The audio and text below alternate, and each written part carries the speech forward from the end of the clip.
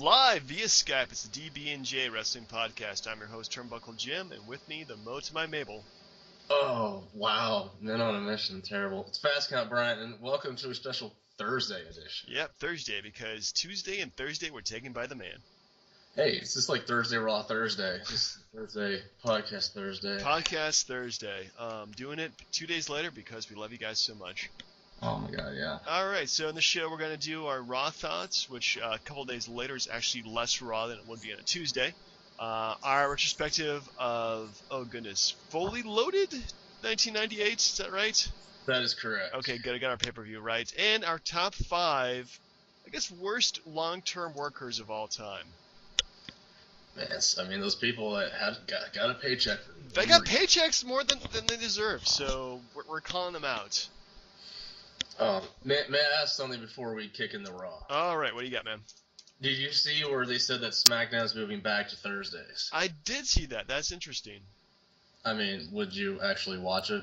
No. I still won't watch it. But I wonder what they're going to do with NXT, because that's when NXT airs on the WWE Network only. $9.99. Oh, wait, no, it's free this month. Sorry. That's right, it's free. That's crap. Like, so it's free for people who sign up, but if you're already paying for it, subscribing for it, no, we'll take your $10. Vince McMahon will turn that into pennies and swim in it in a kiddie pool. Scrooge McDuck. Which actually reminds me, I'm playing DuckTales now on the PlayStation. Anywho, so Raw. Thoughts? Well, I'm a little disappointed with the whole Rusev Sheamus match being on the network. Yeah, if you ask me, I think that was really poorly placed, having a match after Raw and then hyping up, and it would only be in the network. So the fact that they did change the belt, spoiler alert! So, yeah, I was not too happy about that, but the match itself I thought was pretty good. But overall, I liked Raw, it just being itself, I thought was pretty good. I think the whole, first of all, Vince McMahon coming in, giving a stipulation to the 5-on-5 Team Cena versus Team Authority, so that it really matters now. Yeah. And then doing and then of course Randy Orton being the linchpin with the guy we have to get, even though he's like lost his 2 big matches on pay-per-view recently. And then of course Randy Orton teasing a face turn and then getting his butt kicked by Seth Rollins and company. Man, like, I don't know what this is leading to, which I guess is a good thing considering. Do you remember the last time they've mentioned the WWE title on Raw? Goodness. I think that Paul Heyman was showing up at some point, but yeah, it was a long time ago. They really need to bring that belt back and soon. I liked it at first, like, hey, it's something that's going to be like, so big you only can bring it on pay-per-view, but now it's just annoying. Yeah, and I wonder what this is leading to with Vince. I mean, is there going to be some kind of power struggle, or is it just going to be like something cheesy? Because if you think about it, like, whoever's going to be on Cena's team, the majority of them, including Cena himself, could turn heel. Yeah, that's true. A whole like heel face swap would be interesting. I think that the reason that they probably moved the Sheamus match to after Raw is because they do want to put Rusev on Team Authority, at least to give him that much more heel heat. And they already kind of put that little nugget out there that they might want there. They're trying to get Rusev on the team.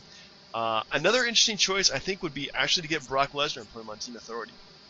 Oh, well, yeah, I mean, that would be really good. It's just you would kind of want to hype that up, and I don't think they're even close to hinting about that. Yeah, well, they're booking like week to week at this point, so I don't know what they're planning on doing. But I mean, look at the 3 guys that would be on Cena's team now. You can see Cena turning to the Authority. Yeah. You can see Ziggler turning because of what Triple H said to him into the ring, about making the right choice, and if your team wins, Cena gets the credit. If your team loses, Cena doesn't take the blame. Yeah. Sounds like LeBron James to me, but sorry, it's more hatred there. But no, and then like you can see him turn, and then you can see Randy Orton just pulling the switcheroo and be like, gotcha. I didn't want to get away from the Authority and just make him look like a bigger, bitch. Honestly. Yeah. So I don't know who the other 2 guys be. Maybe like the Usos or something. I have no idea. Yeah. Definitely look interesting to see what they're going to do between the Usos, between maybe having Goldust or Stardust in there. who knows? I mean, at this point, definitely until they start putting singles matches in for Survivor Series, we're only guessing at this point. Yeah, I mean, there's nothing confirmed but this one match right now. Yeah, and they haven't even confirmed who's in the match too. So the whole card is up in the air. Well, I mean, as of now, we only have the obvious ones of what Cena and Ziggler, and then what Kane and Seth Rollins. Yeah, pretty much at this point, and I think also Triple H probably will be a easy person to add to Team Authority too. No, I mean, if he's that's a good idea, especially if he's that concerned about losing power. Oh, well, I did like his whole line to Randy Orton where he says, if I burn, you burn, we're all going down together. I think I'm paraphrasing, but that's pretty much what he said, and that definitely honed in the point that this is like he has to win right now. Yeah, and that was another thing, like with all these curb stomps and everything that's going. First off, the blood that Orton had I was very surprised about that, considering when Cesaro had his match with was it Dean Ambrose that like they stitched him up during the commercial break because he was bleeding during the match, like, and then Orton just starts gushing because of freaking getting his ass whooped by everybody. But okay, I have a problem here. Like, well, two things. The one thing I like is that this pretty much solidifies Seth Rollins as the number one heel in the company, despite Lesnar having the belt.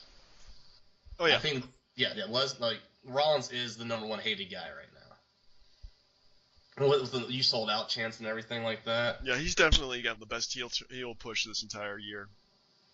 But the other problem is, okay, so Orton breaks away from the Authority because he was pretty much relegated to tool status. But you could get behind it, but then you're caught realizing that you're cheering for Orton again. And he's getting another face push again, where somebody else could be getting that spot. So True. I'm a little disappointed with that. Yeah, if anything, they nearly need to build up their new stars, and less with Randy Orton. But the Randy Orton still has a lot in the tank too, so you can't discount him.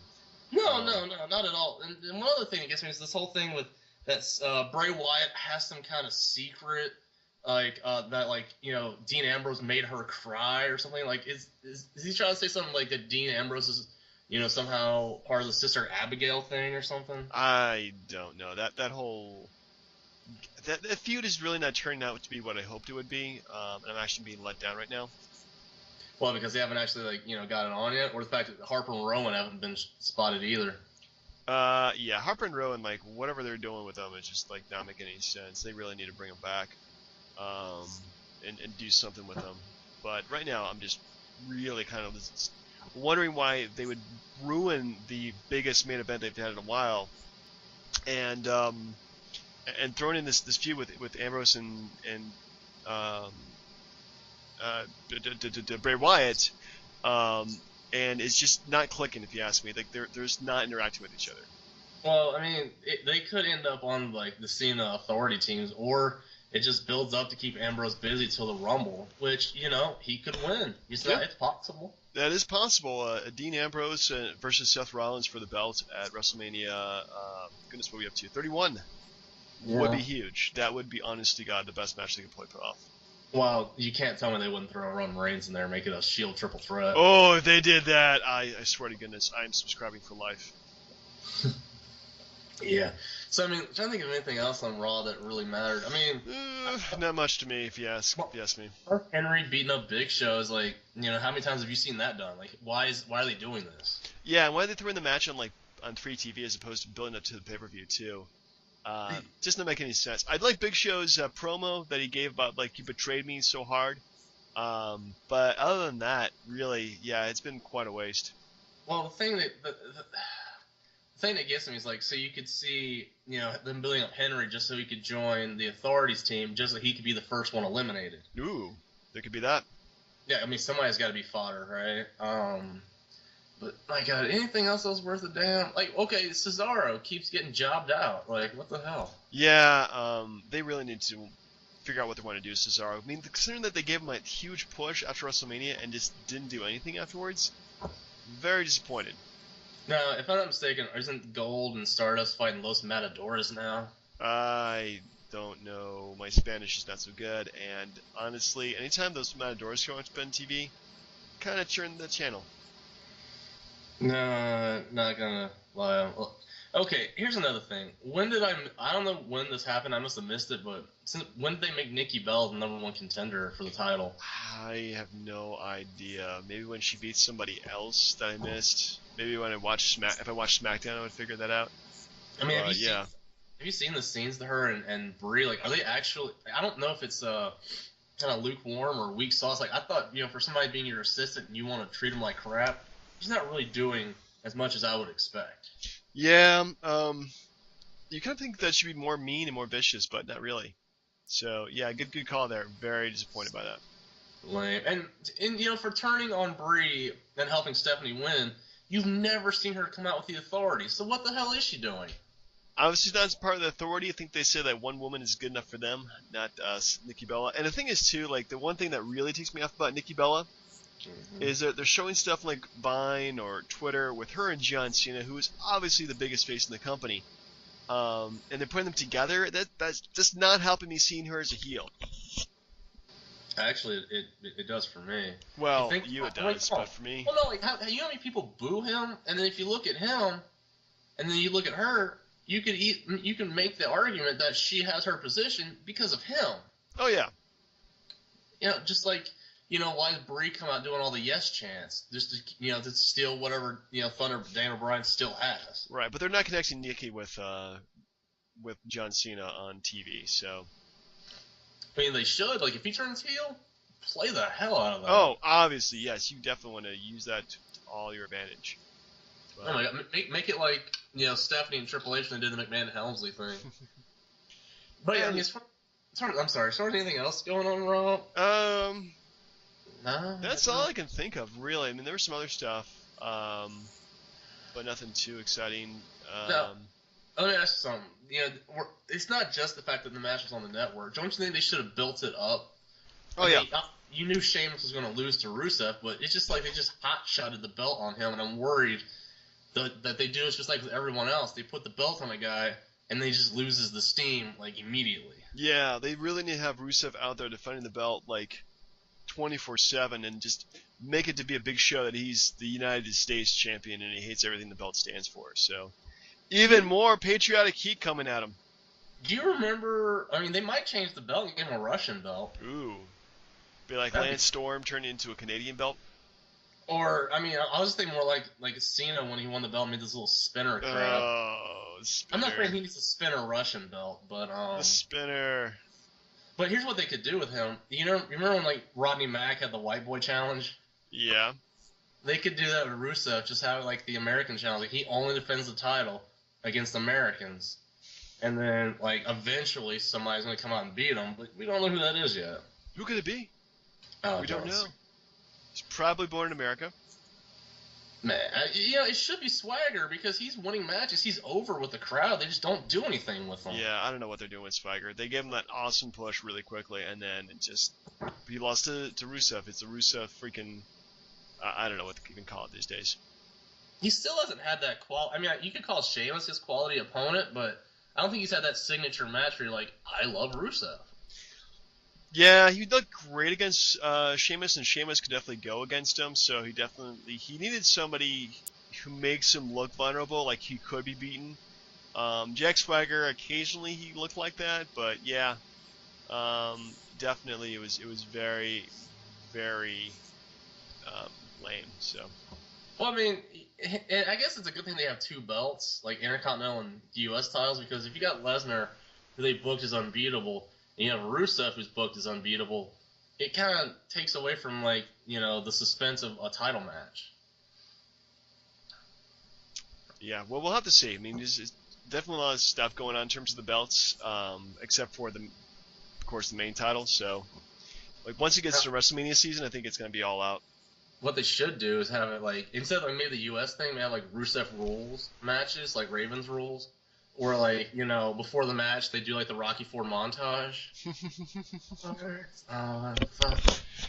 Alright. You must work out in the snow, even if it's the middle of July.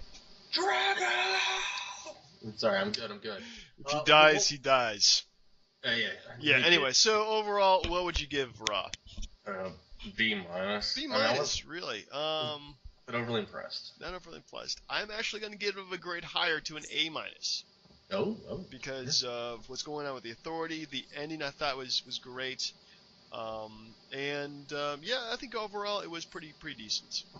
Well, I mean, the only thing that would make it better, like, so if Vince just shows up for 5 minutes and leaves, like, he should be a more of an on-TV presence to make this seem a little bit more important to me. You know, I feel like Vince needs to be there a lot more than he is. Yeah, I agree with you that way, but also, did you look at Vince? He didn't seem to be up to his old, youngish self that he used to be. His hair's back, though. Yeah, good for that. But yeah, I think that showing for 5 minutes and then leaving this definitely made everything seem a little more awkward than it should have been. Yeah. Anyway, ready to move on to our retrospective pay-per-view, unless you have some trivia for me? I do. This one's gonna be a little difficult, man. I'm not sure you'll get this one, but okay. You're aware of the Carolina Panthers football team, of course. Obviously, yes. They were an expansion team, came in like '96 or so. Mm-hmm. There's a former WCW wrestler who was the first ever person cut from the Carolina Panthers. Bill Goldberg. There you go. Yeah. Yeah, I knew that for a while, actually. You did? Yeah. Not too impressed. Yeah. All right, fine. Let's see. There's also a former WCW wrestler who was Eric Bischoff's son's karate teacher. I'm gonna go with. Oh man. Okay. There's two ways I can go here, but I'm gonna go with Ray the Cat Miller. Ray? You mean Ernest the Ernest the Cat Miller. I don't know if it's Ray the Cat. Yes, Ernest the Cat Miller. That is also correct. I mean, I if you had gone Glacier, I mean, like, yeah, I mean, that would have made sense to me. And on a completely different subject, let's see. Do you know how much money Vince McMahon lost because of the XFL? Oh man, XFL. I'm gonna have to go conservative here. Uh-huh. $25 million. That's conservative. That's conservative for me because the original was like $100 million. But okay, let me rephrase re-answer that question with $5 million. It was actually 30. 30 million. Well, I was close the first time. No, you had your 25 and 5. Yeah. Now here's not a trivia question, but something interesting you might think is a little, obviously interesting. But did you know that Paul Heyman is the same age as Shawn Michaels? I believe that. Shawn Michaels hasn't been on TV for a while. Definitely looks a lot older, but a lot more attractive than Paul Heyman ever was. Yeah. Yeah. Yeah, sorry.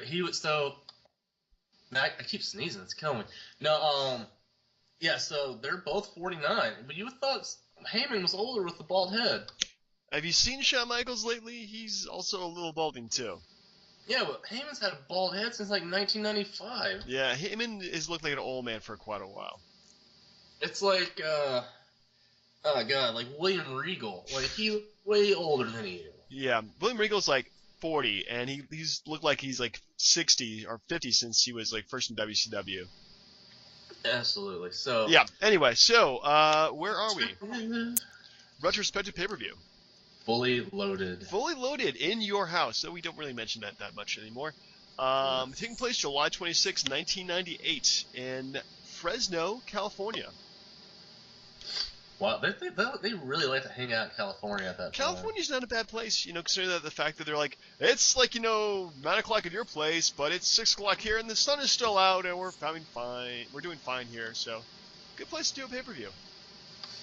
Yeah, no, I mean, there's no issues there. It's just like they really just hung out on the West Coast for all the big pay-per-views, it seemed like. Yeah. Except SummerSlam, the one after this, they went to Madison Square Garden. They did go to MSG. Good choice. Anyway, first up we have Val Venis defeating Jeff Jarrett with Tennessee Lee in a regular singles match. They really didn't know what to do with Jarrett, did they? They really didn't. Jarrett just goes from, like, fighting The Undertaker to fighting Ken Shamrock, I think, if I remember correctly. Oh, I thought he fought Shamrock before this. He did, but, then he's fighting Val Venis, like, is an enhancement talent now. It seems that way. I mean... Let's talk about the match itself. What'd you think? The match itself was fine. I mean, it was decent. I mean, Val Venis had just been around like a little while at this point, but And I was just too distracted with the crappy commentary from Yamaguchi-san. Oh god, Yamaguchi-san #1. Like, tomorrow on Raw, he'll know the Kai Tai way. Oh, my wife, he never sleep with her. Oh my I'm goodness. like, why are you defending her? If she slept with him, that makes her not. I mean, it makes her promiscuous, correct? I think there she was. She did a adult film with Val Venus, and we're definitely in the Attitude Era. We're talking about like this guy's gimmick is that he has sex, and people tape it, and then distribute it for money. So yeah, that we're man. So anyway, if I may rant about Sean Morley for a second. Oh yeah, go for it. All right, and I think this is probably maybe our next top 5 list. But honestly, he was a great wrestler, good on the mic, very decent in the ring. I think if he had a better gimmick, he would definitely lasted a lot longer. But unfortunately, was that? Sorry, you said lasted a lot longer. Yeah. Continue. I'm sorry. Yeah. Geez, now you really wrecked my train of thought here. And I think I'm trained. Anyway, but yeah, he's one of those guys who you just got a really crappy gimmick at the wrong time. At the actually right time because he did get the IC championship belt. And I believe the tag team belts too later on. He was a European champ. Like he was, I think he was Intercontinental and European champ at the same time. Wow. So the guy's definitely got wrestling skills. He's definitely got mic skills. But man, he just got such a crappy gimmick. He just couldn't get over that. And to me, that's kind of sad. And honestly, he goes on my list of guys who should have gotten better. Well, I don't know. Like he tried. I mean, when they made him Bischoff's stooge when he was Sean Morley. Yeah, Chief Morley. Chief Morley. Like he was. It was a stooge, and then he just came back as Val Venus, and everyone was like, yeah, whatever. Anyway, speaking of whatever, we have D'Lo Brown, then the European champion, but not for the championship, defeated X-Pac with China. This is okay. No, you remember the video I sent, our good buddy here, Turnbuckle, a video of China low blows. She definitely loves some low blows, and I think we're actually going to put that video in the comments. You should, because my God, it's that's all she ever does, especially in the later match coming up. But my God, like I feel like first off, D'Lo Brown beat Triple H for the European title like the previous Monday on Raw, which is a little surprising in and of itself considering it's Triple H. But I mean, his match with X-Pac wasn't too bad because X-Pac is a good wrestler. He can go with anybody. I just I don't know, like this whole D'Lo Brown thing with the chest plate that he used as a weapon, like didn't really care for that. Yeah, D'Lo Brown was another guy who I think had more potential than he lived up to. So yeah, the chest plate I thought was kind of stupid. I don't know if it actually what was made of that really hurt in real life. Otherwise, it just seemed kind of ridiculous. But yeah, good European champion D'Lo Brown. Anyway, next up we have Farouk and Too Cold Scorpio. Can't believe Too Cold Scorpio is still around, or actually in this case, Flash Funk. Defeated Terry Funk and Justin Bradshaw in a tag team match. Yeah, there's a lot of things about this thing that bothered me. First, like Funk saying, like, he's basically mean like, I keep getting my butt kicked by all the wrestlers in the World Wrestling Federation, so I'm gonna take 6 months off. And then Bradshaw's like, what the hell are you talking about? And then of course, who's the one that loses the match? Terry Funk. And then Bradshaw turns heel and whoops his ass. But I can't dismiss the fact that Scorpio and Farouk actually look pretty good together. But they didn't go anywhere with that team at all. Nope, they decided to make the Acolytes so soon afterwards with Farouk and Bradshaw teaming up.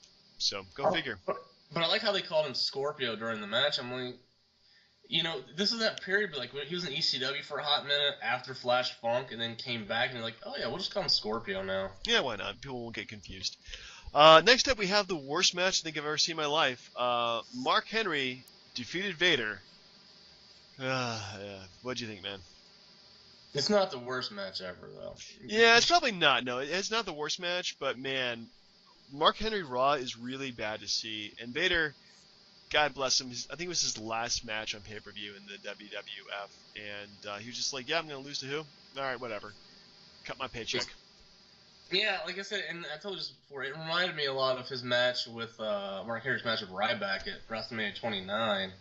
It's where it's like two big guys get in the ring, and it's just a bunch of stiff shots and really slow-paced action, and you just didn't care. Like, Vader was still really over, but they just jobbed him out. They really didn't know what to do with him at that point. They're like, we got you over as a face. Now don't feud with anybody. Yeah, and I mean, did this really do anything for Mark Henry? It made him more legit, I guess. Because the guy's still a rookie. But yeah, to me it didn't really do much. I mean, in retrospective, he's not as bad as he was then, but that's not saying that much. He's still pretty horrible. But, like, real quick, who had it worse during that time? Kane or Mark Henry? Oh, Mark Henry. Easily Mark Henry. Yeah, what, because Mae Young and giving birth to the hand and sleep on the transvestite? Sexual chocolate, man. That's all I gotta say, sexual chocolate. And pretending to think that China was attractive. Jesus Christ. Yeah, he really got some shitty storylines, didn't he? That's why he's still around today. They felt bad. Yep, they felt really bad for him. Oh my goodness. Thanks for bringing all that stuff up that I remember now. Thanks. I repressed it all. Sorry. Yeah, I peeled back the Band-Aid. The wound is still fresh. Oh, jeez. Anyway, where am I? Next up we have another match I don't care about. It's the Disciples of Apocalypse, 8-Ball and Skull. Oh man, these guys are still around at this point. I think they finally realized that Crush is no longer around. Defeated LOD 2000, Hawk and Animal. Oh my god, I guess I must have fell asleep in this match. I don't even remember that match happening. Yeah, it's forgettable, and we can just move on. Next up, we have actually what I thought was one of the more interesting matches in a while. Owen Hart defeated Ken Shamrock in a submission match, fighting in the dungeon underneath the Hart household. How much did they pay the Harts to do this? That's what I want to know. I don't know. I'm guessing they probably didn't even do this in the Harts. Well, they might have done it in the actual dungeon itself. I've never seen pictures of it outside of this. I don't see how they could have. Like, did the family just, completely hate Brett at that point? Like, what the hell? I never really got the opinion of what Stu and Holland thought about the Montreal Screwjob. And they probably thought, this is helping up our son doing this match here, so, it's just business, so we really have no obligation either way. I guess you don't want to play favors, but with the way they screwed over Brett, I don't know if I'd want them in my house. Yeah. Like have it in the backyard, for Christ's sake. What are you guys doing over there? Stop fighting in my backyard. Just have a trampoline match. I don't care. But my God, it was decent stuff. I've never seen so many times that somebody got slammed into a wall. Oh my God!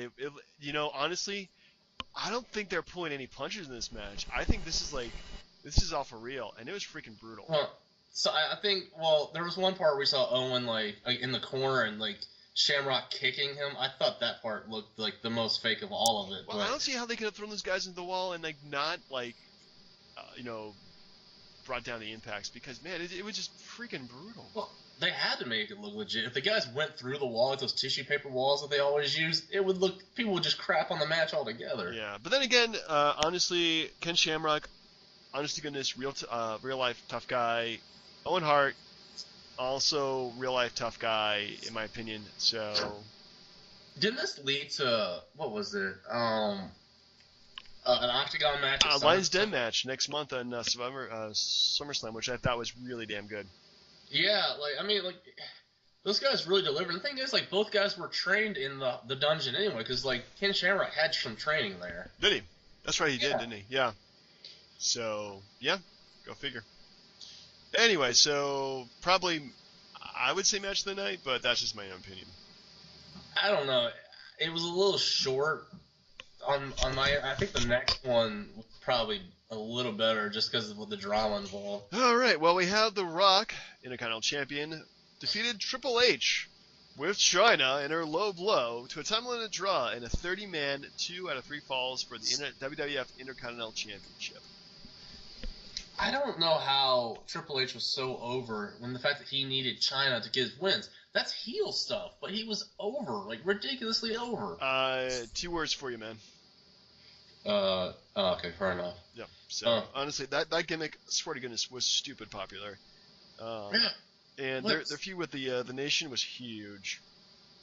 I know, but it made Triple H look like looked weak to me, like, because he needed China to fight all his battles for him. Yeah, that's no arguments there. Definitely had plenty of outside interference with China, but then again, at this point they're fighting the nation, and they always had tons of outside interference. Like almost everybody in DX and the nation got involved in this match to some degree or another, so he needed that extra insurance.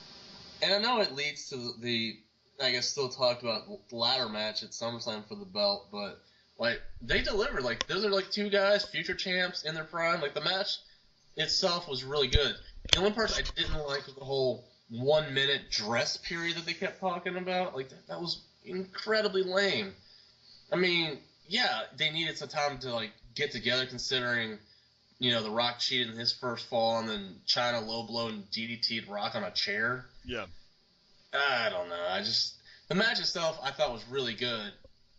I would put his match in that just because it went to that time limit, and then it ended as a tie, so The Rock technically walked away with the belt. Yeah. Definitely a great match. I did like the whole 2 out of 3 falls. Both these guys were definitely very into it the entire time. At the end of the match, they looked like they were fighting a 2 out of 3 falls match. Definitely beaten up. The only problem with it was it ended in a time draw, which is lame for the crowd. The crowd there must have been really pissed off they had that kind of ending. So. Yeah. So next up, not really a match, but a segment. Sable pretty much flashes her boobies covered with paint in a bikini contest, quote unquote. Yeah. With Jacqueline. I guess I don't really remember the whole McMahon Sable angle at that point. Like, but don't get me wrong. You don't even to this day you can still enjoy that because like Jacqueline looked fantastic. Oh yeah, she looked pretty damn good. There was fantastic side boob shots on her. It was ridiculous. And the Sable thing, like you could even when she walked to the ring, like the low cut shirt and like the slits on the side, like she looked fantastic. It was great. And then the whole finger, like the hand prints or whatever on the boobs, like I mean you could still see everything, but it was fantastic. Yeah, no complaints here at all. And we're just coming up the tip of the iceberg of how smutty the WWF is going to get pretty soon. Well, if you watched it on the network, they blurred out the Jackie Nip slip. So. Oh, did they? Yeah, they did. Oh, I totally missed that. Wow. But this also leads to SummerSlam, if I'm not mistaken, Edge's first match. Who? Exactly. Yeah. Anyway, so we come up to our main event. By the way, Brian. Yes. Where's the Undertaker? Oh my God! He finally showed up, like 20 minutes before the match. Where is the Undertaker?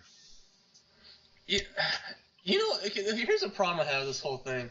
Like, so he's like the Lord of Darkness, the Dead Man and all that shit, right? Right. So you look at him, and they show him walking in, and he looks like he just got off his bike.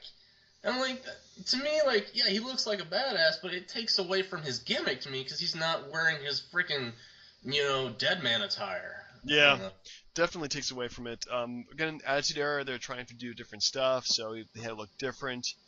And yeah, I mean, if anything, like he shows up like 15 minutes and 15 minutes later, he's all in his ring gear and everything like that. I'm like, it takes longer than that to get ready. This is all pre-taped stuff. But anyway, so we had Stone Cold Steve Austin and The Undertaker defeated Kane and Mankind for the WWF Tag Team Championships. This doesn't last long. No, it doesn't. It goes away pretty fast. But there is building up to the next pay-per-view. That's what the whole pay-per-view feels like. There is building it up to the next pay-per-view. I feel like that one Survivor Series that led up to this Tuesday in Texas. But no, I mean, it was good. Like, you could tell that they played it really well because you were like, you didn't really know where Undertaker's, allegiance was, and then they played it so well that you thought even during the match that Undertaker was still siding with Mankind and Kane, and then at the end, chokeslam and Tombstone, and they're the tag team champions. Like, it wasn't a bad match. No, I definitely wouldn't say it was a bad match at all. I think they did their best considering the time they had. The whole drama of whether Austin and Undertaker would explode definitely was well played up. So no problems with it at all. I think it was probably one of the better matches of the night, and probably one of the most better built up ones too. Yeah, I mean, it was really good. I mean, considering, and by the way, Mankind just always just takes an ass whipping every match. Pretty much, yeah. That's what he was known for, man. No wonder his career ended very, very shortly after. Like a year and a half, whatever. But it was terrible. I mean, I guess overall, I still give it a B. I don't have anything in the A range for this. There was like 3 good matches in this entire card, maybe 4 matches. Nothing really horrible except for Mankind, or actually Mark Henry versus Vader. Yeah, I'd say B or B minus is probably the best I would give it. Yeah, I mean, no issues there. Yeah. I mean, but it leads into SummerSlam, the highway to hell, as they already started mentioning during the main event. I think this was when pretty much I started watching like WWF as like my main one, because it was just so much better than what WCW was doing at this point. I mean, they had Goldberg, but I mean, really, who the hell cares about Goldberg? Yeah, well, around this time, I mean, they even though Goldberg had the belt, they made him look stupid because it was all about Hogan and Rodman against Malone and DDP. Oh God! Or is this when freaking Eric Bischoff and Hogan tipped off against? Oh man. That's the next month. Road Walk. Yeah, it was pretty bad. Not a big fan of it. I gotta be honest with you there.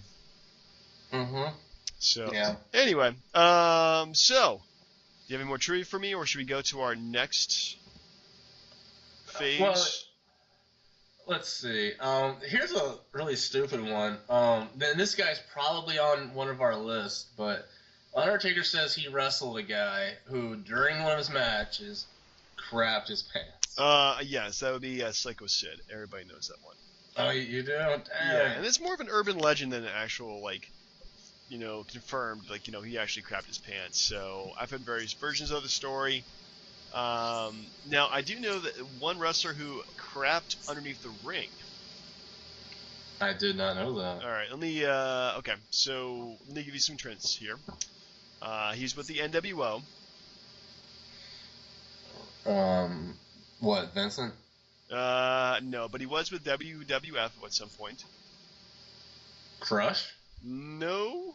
Forget he was with the NWO anyway. I mean, how many weren't in the NWO? Oh God, I mean, yeah, that's a fair point. But the story was that, remember how during when the Warrior came back to WCW, or came to WCW, he had that one segment where the lights went out and then went back on. He had like all the NWO in the ring like knocked out. Yeah. Well, they're all hiding underneath the ring, right? Mm-hmm. And they have a bucket there in case you need to do your business. And most people just had to do number 1 or held it in, but one of them did a number 2. And like the number 2, I'd like to call the perfect poop. So I said hard hitting. No, did you? Oh, I missed that. Dang. You know how hard it must have been to take all the stuff that he's like smuggled into his singlet at the same time, and then maneuver to poop in a bucket. That's impressive. Yeah, I'm impressed. I mean, the fact that he probably didn't have toilet paper. I can't believe I actually remember that story. But yeah, speaking of pooping in rings. Oh man. Anyway, well, speaking of crap, we have our top 5. I put worst long-term performers ever. Well, would you please describe what you were looking for with this? Well, it's kind of a very specific list. What I'm looking for here, guys who were around for a relative long time. So I'm thinking between 5 to 10 years or so. Mm-hmm. Either with the same company for a long time, longer than they should have been. Or went to one company to another, so keeping very long. So yeah, it's very specific. I mean, I'm gonna go with guys who were terrible in the ring, terrible on the mic. And the only thing they had going for them, and looking back at the list, is that a lot of them had a good look to them, and that visually you're looking at them that they look cool, and then they start wrestling and they look awful. Well, would you like to kick it off? Sure, it's my list. So I'm going to start with, usually I go with somebody who is new. And I had a lot of people in contention for this list too. So if you're not in the top 5, consider yourself to be lucky, but you're still on my radar. I'm going to go with Batista. What? That's fine. Or Bautista. Well, unfortunately, his last run he made with the WWE was god freaking awful. He couldn't wrestle. He couldn't be on the mic. They tried to push him as a face, and it bombed in their faces. It was just terrible. He looked horrible. He looked winded. His mic skills were just, god awful. And yeah, the whole thing just looked bad. And looking back at him, I was never a Batista fan because he couldn't wrestle in the ring, except for doing a few power moves here and there. He was never great on the mic either. And again, he had a great look to him, but that was about it. Well, let's keep in mind that he's injured quite a few people. I mean, he broke John Cena's freaking neck. Ugh. I mean, as much as I didn't want Cena to wrestle, you don't want to do get hurt like that. Jesus Christ. Yeah, nobody deserves a broken neck. It freaking hurts.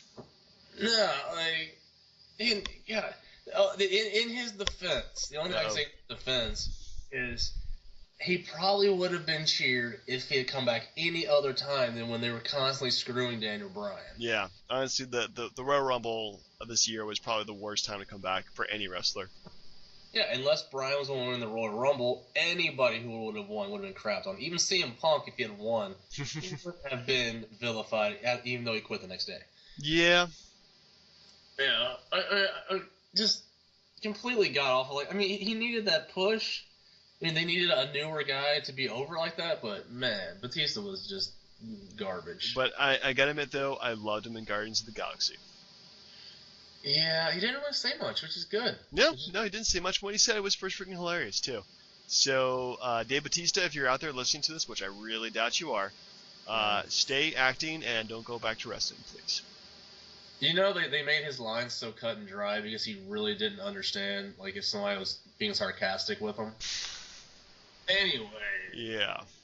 Alright, so, going along those lines, for what you said, my number 5 is Mark Henry. Ooh. I know, right? It should be higher, but holy crap. Dude's been around for like 20 years. If he hasn't already injured enough people, which I can't put a number on it, but I know he has. Dude's completely stiff, slow, just god-awful on the mic. Just has, like his moves are very limited, and he just flat out sucks. Like, I've never seen him at any point where I was like, oh, this is new and original. This is great. Like, he's always sucked. They just bring him back every couple of years like this giant monster, and then job him out, he goes away, and then cycle, rinse, repeat. It just gets old. Like, go away. Yeah, I do like his music though. What, Sexual Chocolate? Or? No. His other music, the one that's not Sexual Chocolate. I mean, Sexual Chocolate music was That's fun. actually, the Sexual Chocolate I think is really good, but the beat 'em up music, I think that's... Yeah, no, I mean, he's got like the Hall of Pain. The Hall of... Yeah, I mean, the gimmick I think definitely doesn't hurt him, but yeah, he is boring as hell. And can you imagine, like, when they had, like, that run on SmackDown where it was just, like, the big guys had the belt, like Big Show, Mark Henry, and Kane? That's what made SmackDown unwatchable. Good lord. Yeah. Anyway, so my number 4, yes. if you don't mind, Sid Udy, a.k.a. Psycho Sid, a.k.a. Sid Vicious, a.k.a. Sid Justice. No matter what the name, always terrible on the mic and god-awful in the ring. I mean, can we mention that he tried to attack Arn Anderson with scissors? Yeah, but we're talking about in-ring stuff here. I mean, honestly, attacking a legend like Arn Anderson is always a bad idea, no matter who you are. But yeah, he was just god awful. He was incoherent on the microphone, just babbling a bunch of crap out. Oh god, can you give a good Sid? Do you have a good Sid? Do I have a good Sid? Just like, I want you to know that I rule the world. I will kill you, Hogan, and I'm the best in the world. I can just imagine, like, used car dealer Sid. You'll get a good deal for this right now. Pretty much, like, holy smokes. Or like the person in the auditorium who tries to get the kids to quiet down, and then you can't hear what he's trying to say. Like, quiet! We have a great show today. Like, he's just, yeah. I'm sorry, I didn't jump in your thing, but he was god awful. Yeah, he kept getting good matches. Like, Like, he fought Hogan at WrestleMania. Like, what the hell? Honestly, again, he had a great look to him. He looks like freaking Hulk Hogan Jr. He's jacked, at least at the time. Had the blonde mullets, looked good. But, and then he main evented WrestleMania twice. Twice! Yeah. And, of course, Wikipedia mentions that he had both the WCW World Championship twice during bad years of their company. And had the WWF Championship twice during bad years of their company. So, yeah, he's kind of the desperation guy where it's like you don't know what to do. You might as well put the belt on him and see what happens. He was injured a lot, too. Yeah, he was. Alright. Number 4 for me, sir. Van Hammer. Ooh, interesting choice. Because, I mean, we saw the Halloween Havoc last week, and then, like, you just, like, in 91, you're like, I didn't know that guy had a job. I mean, you fast forward, like, 7-8 years when Ravens Flock is going on, you're like, how does he still have a job? Like, there's no way. Like, his matches were always short.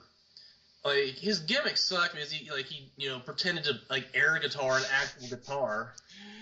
Air guitar and actual guitar. Yes, that's probably the best way to put it.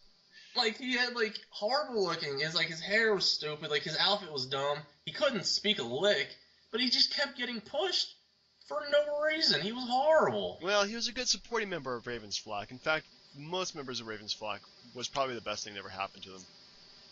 Yeah. I mean, like, except for, like, Saturn and Kidman. But oh, yeah, Saturn. Yeah, oh, man, Saturn was great. No problems at all with Saturn. But, I mean, Van Hammer was just god-awful. Like, he's, like, up there with Kiss Demon. And the Kiss Demon was around for, like, a cup of coffee. Yeah.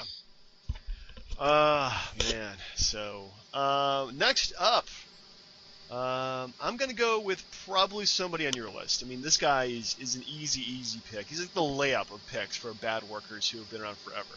Can you guess who I'm thinking of? Great Khali? No. Good choice, though. I decided not to go with the big guys. Like, Great Khali, definitely honorable mention. He just sucks.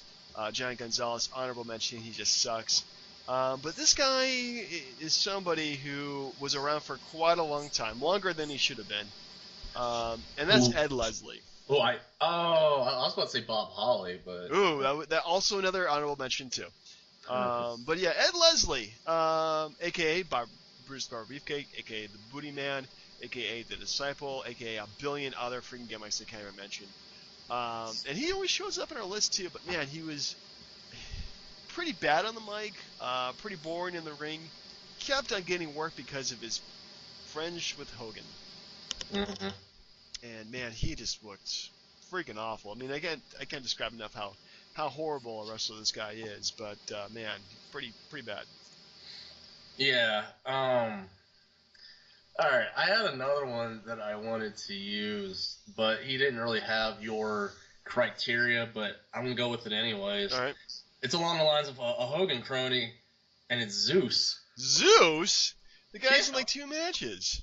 That's the point. And they're all because of, like, Hogan. Okay, maybe we don't use that one. Alright. Okay. Here's another... This one, you may or may not completely agree with, but... Oh, my God. I'm brain farting right now. I'm sorry. Like... Okay, I got it. It's actually a tag team. And right. It's an LOD. Ooh. Tell me, like, in their early days, they were always got big pops and were entertaining, but you can't tell me that they were, like, always super stiff in the ring. Like, they've hurt people on more than one occasion.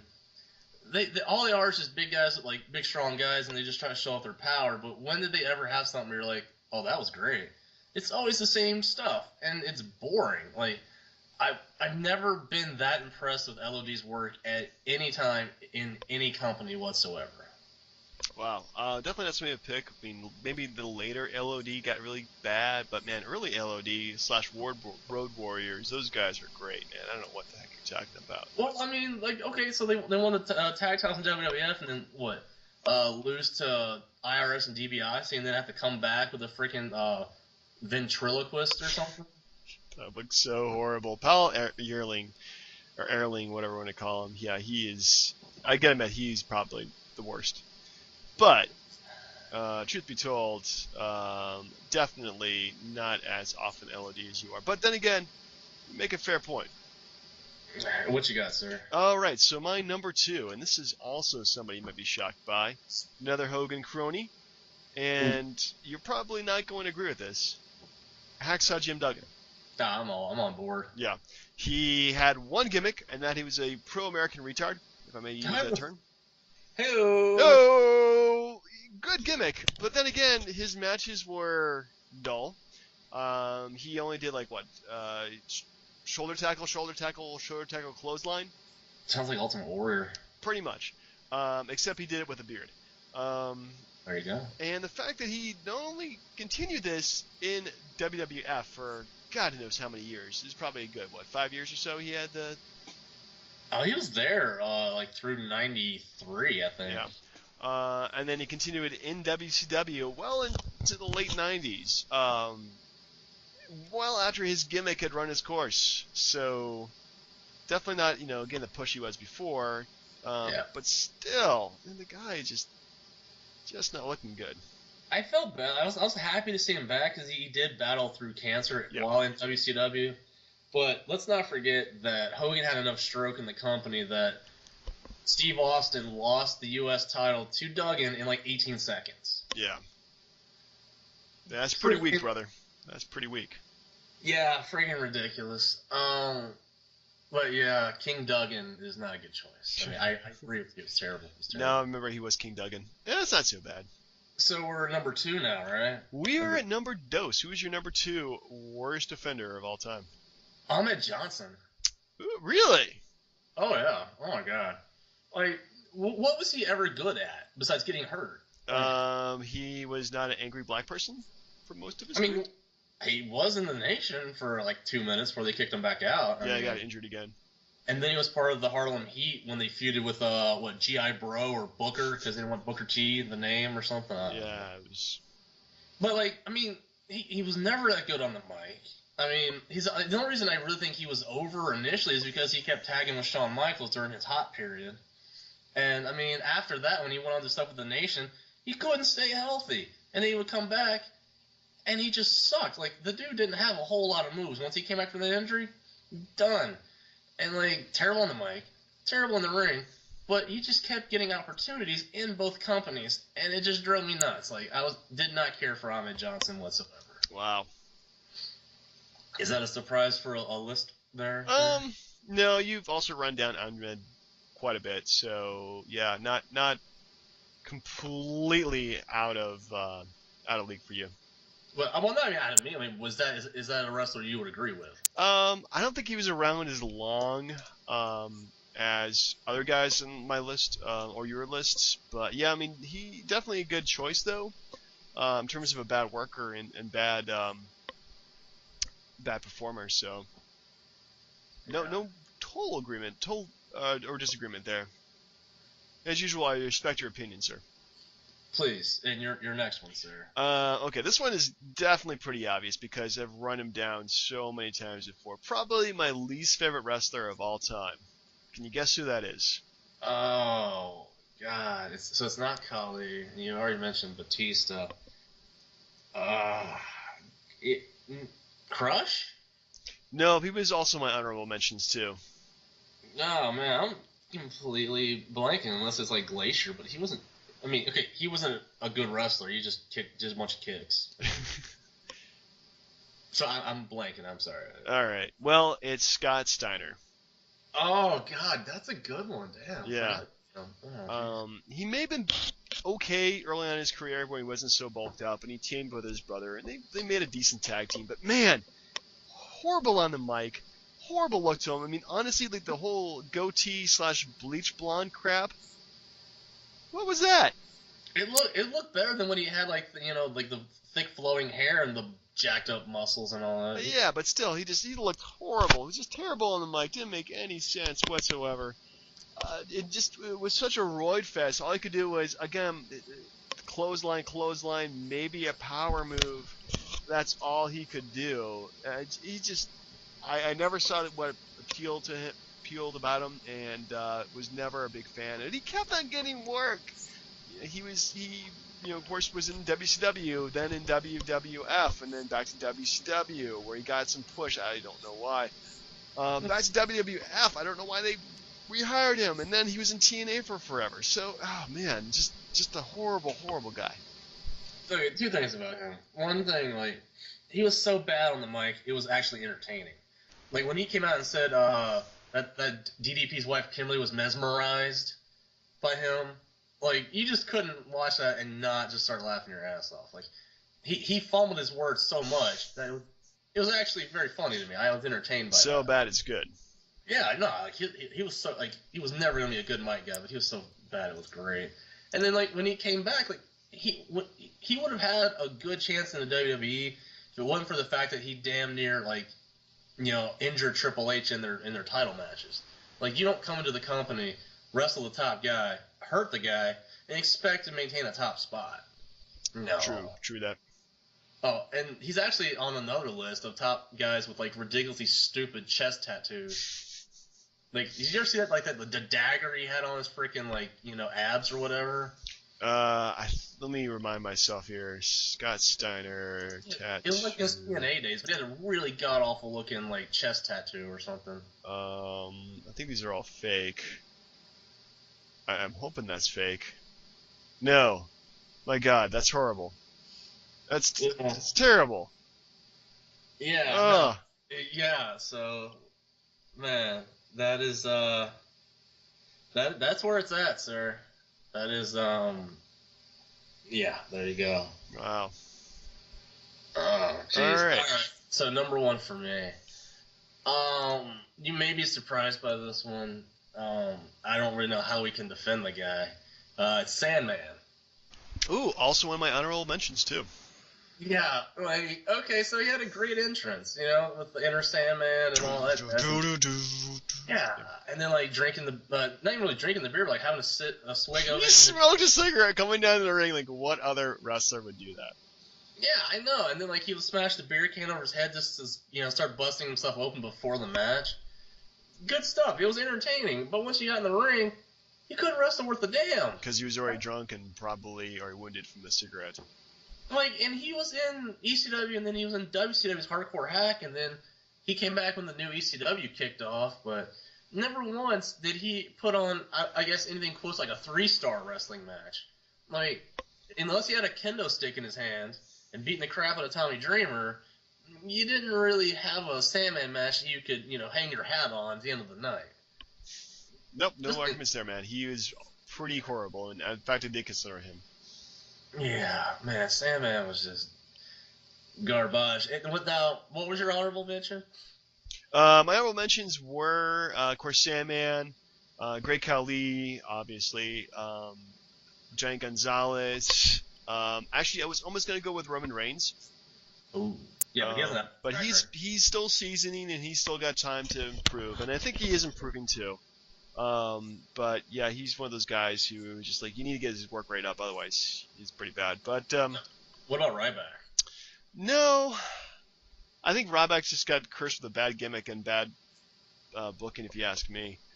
I like heel Ryback a lot better than I do like face Ryback. I gotta admit that, but no real complaints there. He actually gets more of a push as a face, because when he was the heel, he just jobbed the Cena and then just went away.